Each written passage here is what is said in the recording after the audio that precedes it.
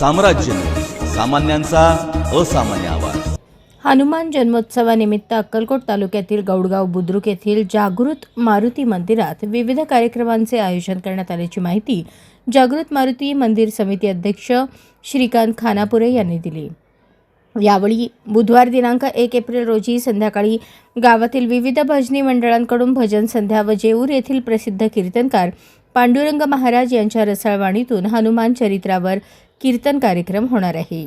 गुरुवार दिनांक 2 एप्रिल रोजी पहाटेपासून विविध धार्मिक कार्यक्रम, होम हवन, रुद्राभिषेक, नवग्रह पूजा, गणेशोत्सव, शंकर पार्वती महापूजा होणार आहे।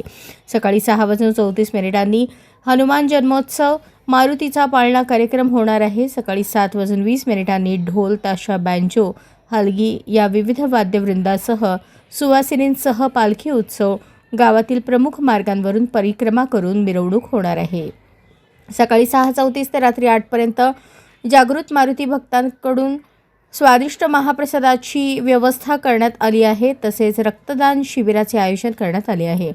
शुक्रवार 3 एप्रिल रोजी मद्री तालुका अलमेली येथील भागना तलवार कर्नाटक राज्य प्रशस्ती पुरस्कार विजेते व सहकलाकारांकडून बाळीगेरी तालुका अथणी येथील श्रीमती लक्ष्मीबाई कन्नूर व सहकलाकार यांच्याकडून हरदेशी नागेशी सवाल जवाब हाडेकी या कार्यक्रम हा संगीतमय कार्यक्रम गायन वादनातून होणार आहे। संध्याकाळी 4 वाजता परिसरातील मल्लांकडून जंगी कुस्त्या होणार आहेत। सर्व पैलवानांनी यामध्ये सहभागी व्हावे।